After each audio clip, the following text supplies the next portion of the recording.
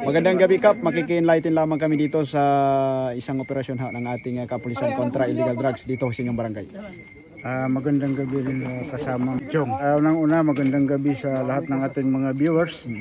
So, at nagpapasalamat din tayo sa mga kapulisan sa paungunan ni Police Major Albert Arbungo sa paunguna sa pag-operate dito sa mga gumagawa ng illegal na drugs. Kap, base dito sa ating nasaksihan, no, ilang personalidad ba itong nahuli dito sa ating operasyon?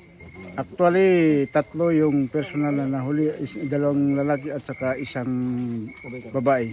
Mga estimated natin, Kap, marami ba yung nakuha dito sa tatlo nating drug suspect? Sa actual na nahuli ng mga ating autoridad is nasa 6 na sashi at saka dalawang total.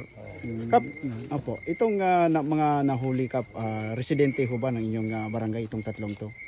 Actually, isa lang yung residente dito. Yung dalawa, isa yung babae at saka isang lalaki. So, hindi sila taga rito sa barangay Namukan.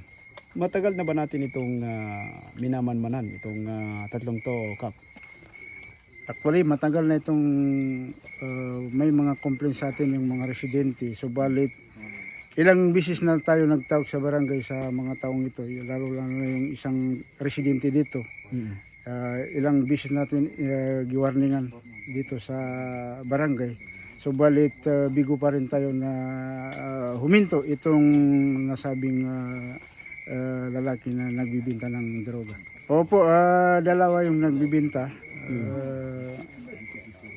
Yung isang lalaki na hindi taga rito, siya yung ayon sa sources natin, siya yung nagdadala ng illegal na droga dito sa residente, isang lalaki na residente dito sa atin sa barangay.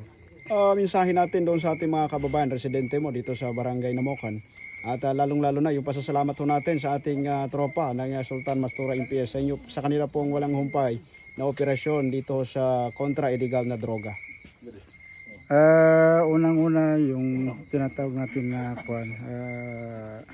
isang message na panawagan natin sa mga constituent natin dito sa barangay na mag-cooperate na tayo dito sa ating mga kapulisan ng Sultan Mastura. So,